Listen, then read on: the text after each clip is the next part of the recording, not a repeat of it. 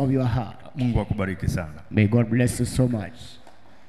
Na sasa ningependa kuongea maneno machache. Naomba mtafsiri usogee kidogo, usikae mbali. Naomba usogee kidogo. Today I would like to give to you the word of encouragement. Leo ningependa kuwapatia neno la himizo. I know you have received teachings from other leaders. Najua mngepokea mafundisho kutoka kwa viongozi wengine Since we started this confession. Nasi pia tangu tuingie hadi leo hii.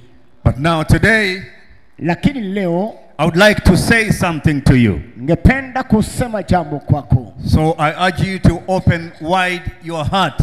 Basi nakuhimiza ukafungue moyo wako kwa upana, so that you can receive everything that God has stored for you. Ili ukapata kupokea kila ambacho Mungu amekuhifadhia. Hallelujah. Hallelujah. Hallelujah. Hallelujah. Amen. Amen.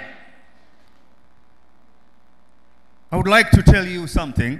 Ningependa kuambia jambo about the importance of valuing what God has given you. Kuhusu umuhimu wa kuchukua dhamana kile ambacho Mungu amekupatia. The importance of valuing what God has given you. Umuhimu wa kuweka kwenye kazi kile Mungu amekupatia. Amen. Amen. Amen. Amen. Tunasema umuhimu wa kuthamini kile ambacho Mungu amekupa. We say the importance of valuing what the Lord has given you. Amen. Amen. God has given us things of great values. Mungu ametupatia vitu vya dhamana kuu. But most of the time we don't understand it. Bali mara nyingi hatuzielewi. And unless we discover what we have, God cannot use us. Labda hadi tutambue kile tunacho ili Mungu apate kututumia. God waits until we discover ourselves. Mungu usubiri hadi tujitambulishe. So knowing what we have is the key to success. Basi kutambua kile tunacho ni kifunguo cha nafsi yetu. Yes, knowing what we have is the key to living victoriously. Kujua kile ambacho sisi tupo ni kifunguo cha kile ambacho umeandaliwa. Hallelujah. Hallelujah.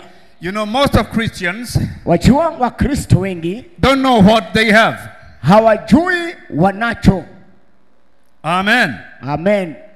But as I read the Bible, bali tukisoma andiko, before God sent his people to do his mission, kwa watu wake alituma maono. First of all, he let them discover themselves. Amen. Who they are. Ili wapate wakajitambua kuwa nani. Amen.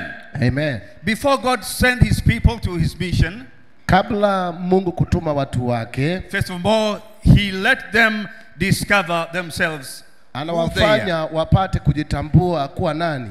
Amen. Amen. Amen. Amen. Kama kuna kitu cha muhimu ambacho tunatakiwa kukijua, if there is the important thing that we are expected to know, ni kujua kile tulicho nacho. Is to know what we have. Watu wengi wanathamini vitu walivyowanavyo wengine. Some people value things that others have, lakini vile ambavyo Mungu amewapa wao hawavijui. But them that God has given themselves, they do not know. Do you understand me? Unanipata? Do you understand me? Munanielewa? Huu ni mtihani kwa Wakristo. This is an exam to the Christians. Mungu ametupa kitu kikubwa sana kwetu. God has given us a very great thing. Lakini mara nyingi hatujui. But in most cases we do not know. Na sasa tatizo liko hapa. Now this is where the problem is. Usipojua Mungu alichokupa, if you do not know what God has given you, au usipojua ulicho nacho, even if you do not know what you have, huwezi kuona utendaji wowote. You will not be able to see any action mpaka ujitambue.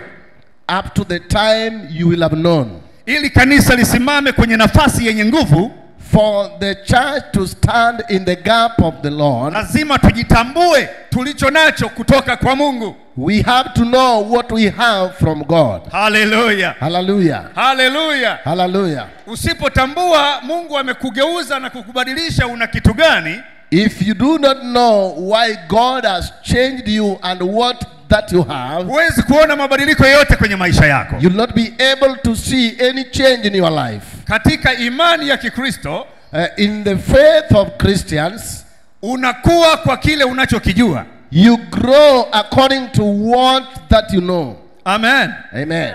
And the Bible says in the book of John chapter 8 verse 32, Biblia inasema katika kitabu cha Yohana sura ya 8 aya 22, 32. it says, you shall know the truth, Inasema mtajua ukweli.